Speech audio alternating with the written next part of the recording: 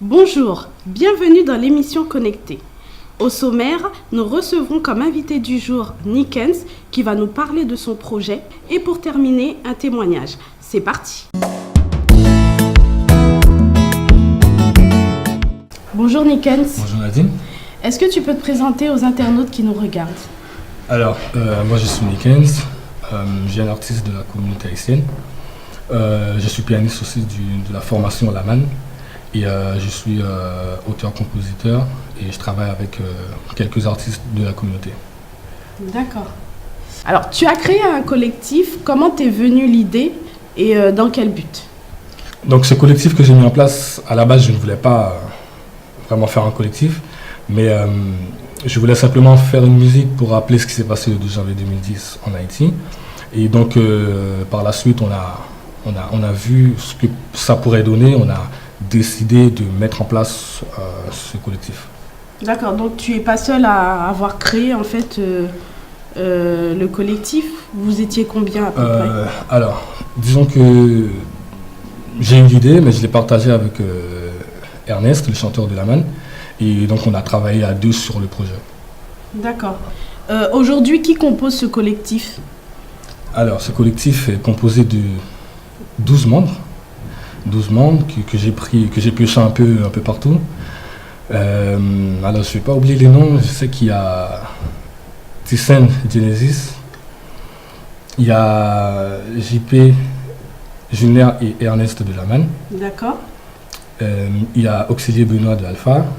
Ensuite, il y a une chanteuse qui n'est pas dans un groupe, mais que j'ai retrouvée, qui s'appelle Rose Men.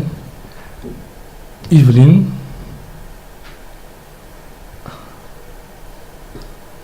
Ah, t'as un trou là. Rubens, notre saxophoniste.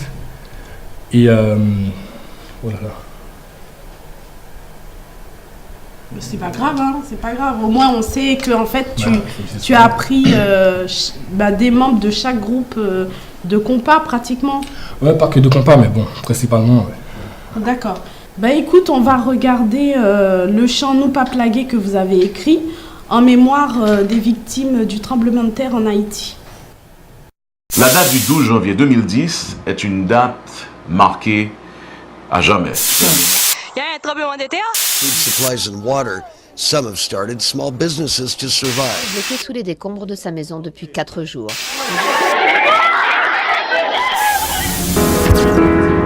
À l'image de son palais présidentiel.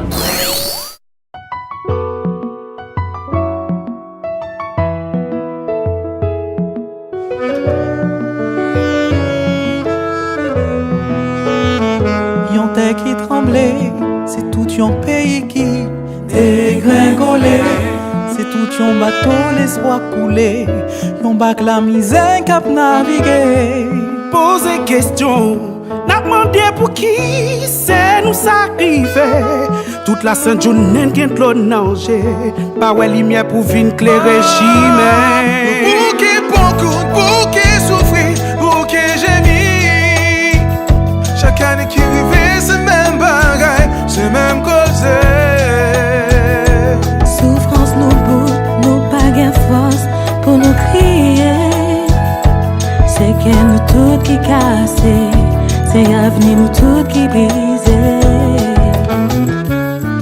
Ya la la la la, c'est que nous tout qui brisé. C'est pendant ma marché, yon étranger frappe les épaules moins. Li mandem si c'est haïtien, li mandem si m'bagay nouvelles entrailles moins. Laisse à qui m'a sauté, m'a tremblé, non, non, pas qu'à fin comprendre.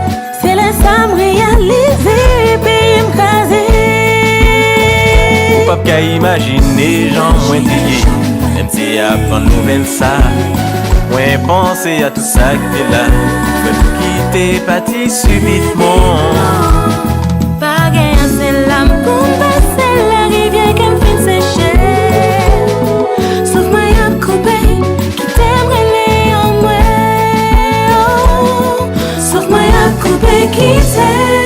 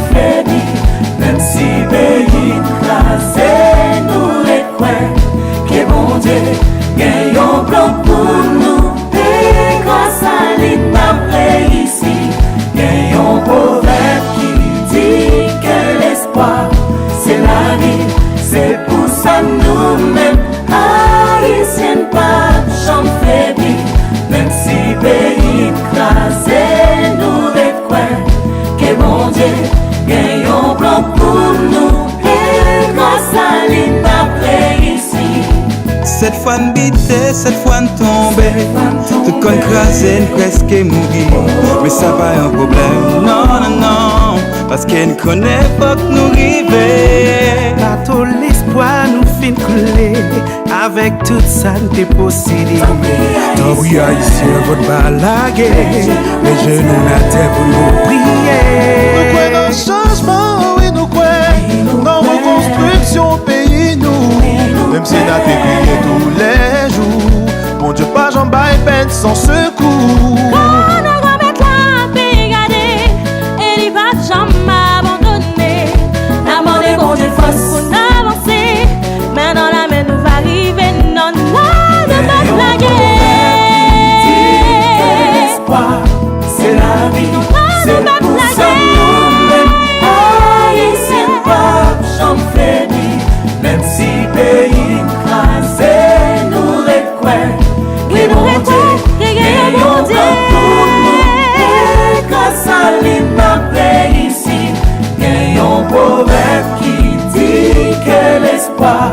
C'est la vie, c'est pour ça nous-mêmes haïtiens pas j'en fais ni.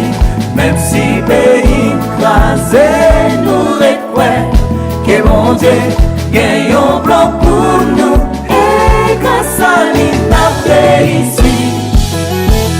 Hello Ernst, Cette fois de biter, cette fois de tomber.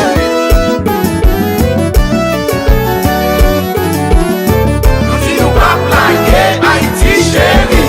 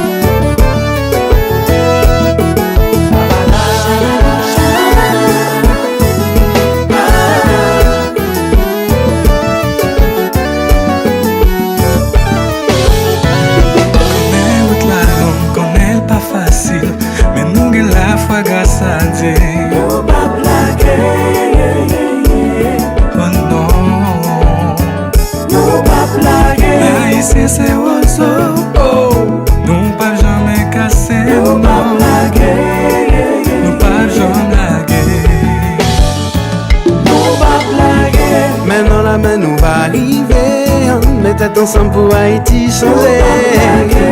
Non, non, non, non, non, non, non, nous pas jamais laguer. Nous pas blaguer. Oh oui, gagne la foi, nous prenons bon Dieu. Haïti gagne pour le changer. Oh non, oh non. Haïti ne pas blaguer, non. Il y a un proverbe qui dit que l'espoir, c'est la vie. C'est pour ça nous-mêmes, Haïtiens pas jamais faiblis. Même si pays m'crasé nous requiert que bon Dieu gagne encore pour nous et grâce à lui n'a réussi. Il y a un proverbe qui dit que l'espoir c'est la vie, c'est pour ça nous-mêmes haïtiens pas j'en faiblis. Même si pays m'crasé nous requiert que bon Dieu gagne encore.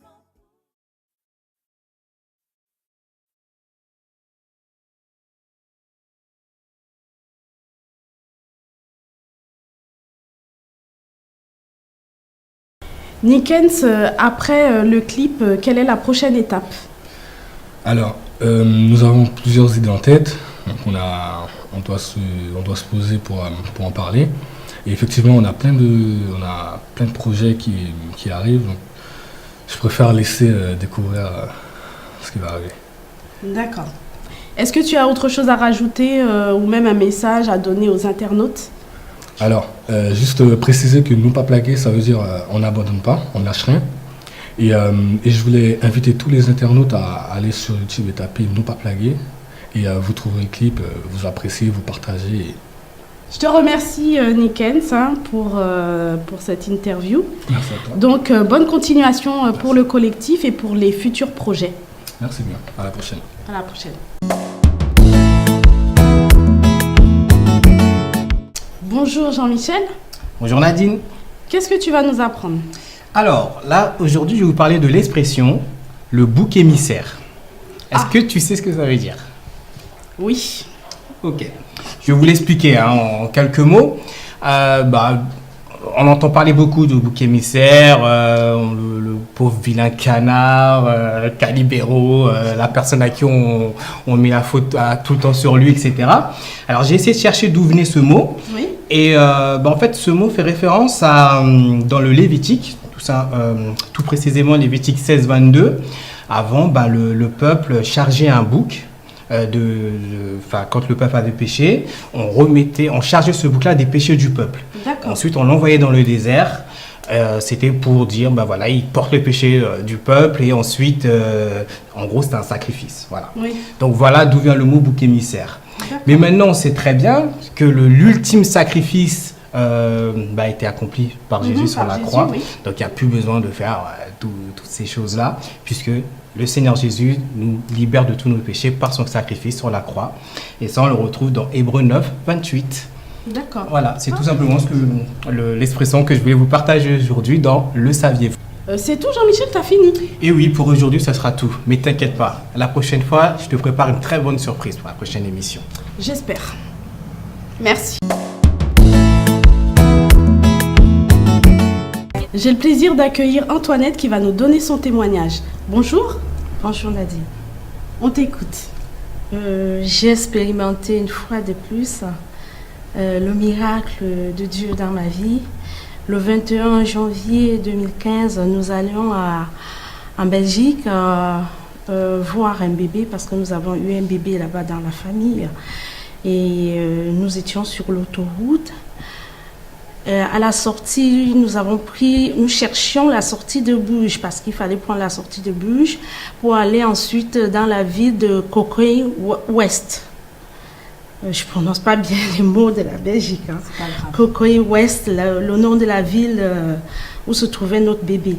Donc on prenait la sortie de l'autoroute et le premier feu après la sortie de l'autoroute, le feu était orange et après il est passé au rouge. Nous sommes arrêtés au feu et il y a un camion citerne qui nous a cogné violemment de l'arrière et a propulsé notre voiture de l'autre côté de la route sur une route à sens unique.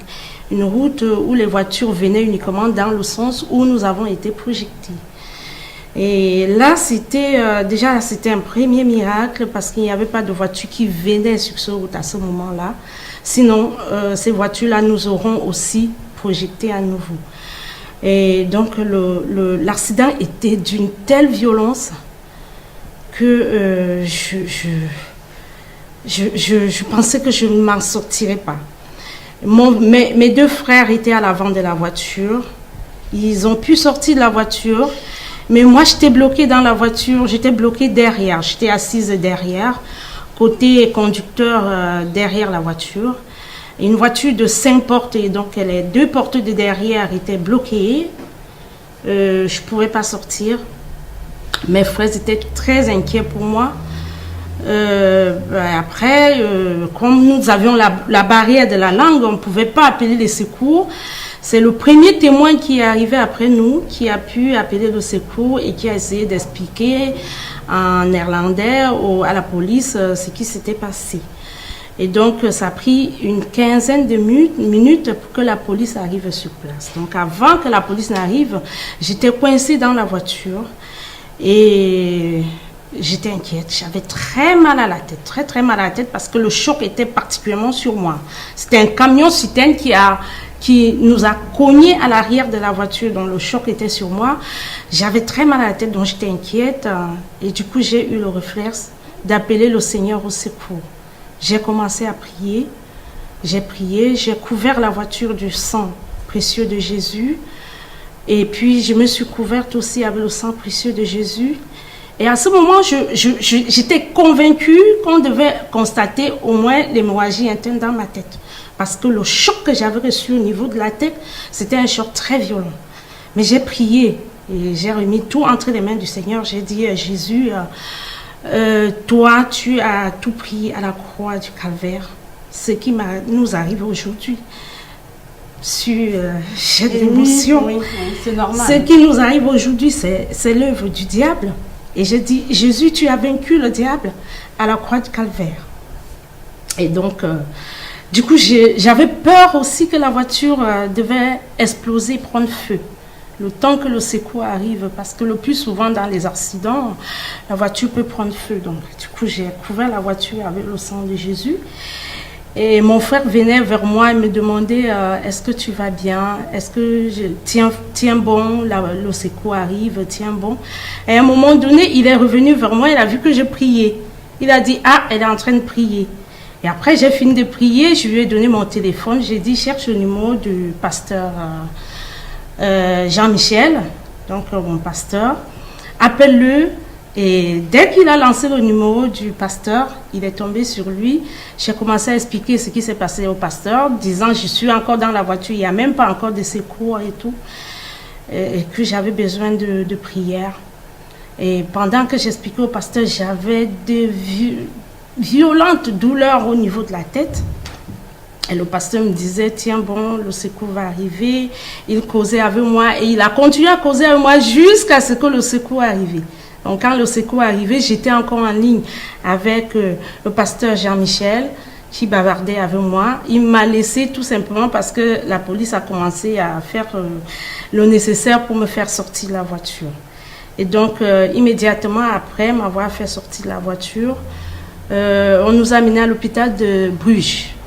Et à l'hôpital de Bruges, nous avons passé toute la journée. Les examens ont été faits, les radios, tous les examens ont été faits. Et en fin d'après-midi, en fait, l'accident s'est passé à 10h du matin. Donc, en fin d'après-midi, le docteur des urgences nous a annoncé, il nous a appelé, il a dit, je vous annonce une bonne nouvelle. Après tous les examens, les résultats montrent que vous n'avez pas de liaison interne, pas d'hématome interne, pas d'hémorragie interne. Et puis j'ai dit, je rends grâce à Dieu.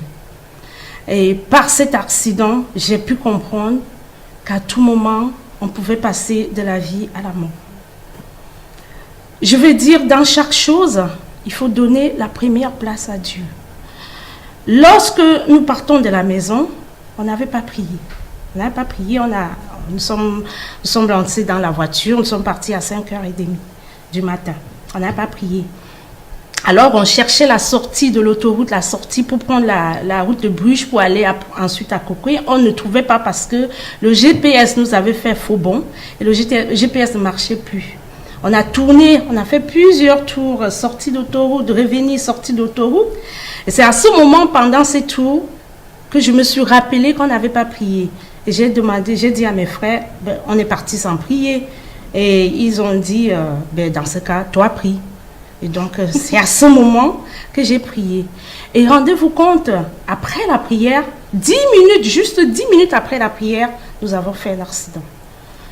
Ça veut dire, quand j'ai prié, j'ai remis notre vie entre les mains du Seigneur à ce moment et que le Seigneur nous a protégés. Jésus nous a montré une fois de plus qu'il aime tous ceux qui l'appellent au secours. C'est vrai. Jésus aime tout ce qu'il appelle au secours. Vraiment, quand on fait confiance à Dieu, quand on fait confiance à Jésus, et surtout qu'on accepte Jésus comme notre Seigneur et Sauveur personnel, qu'on lui fait confiance et qu'on l'invoque chaque fois dans notre vie, vraiment, il nous aidera à surmonter les difficultés et même à braver les différents dangers qu'on peut rencontrer sur notre route. Quel beau témoignage, merci, en tout cas ça m'a beaucoup édifié. Que le Seigneur continue de te bénir. Merci Nadine, merci.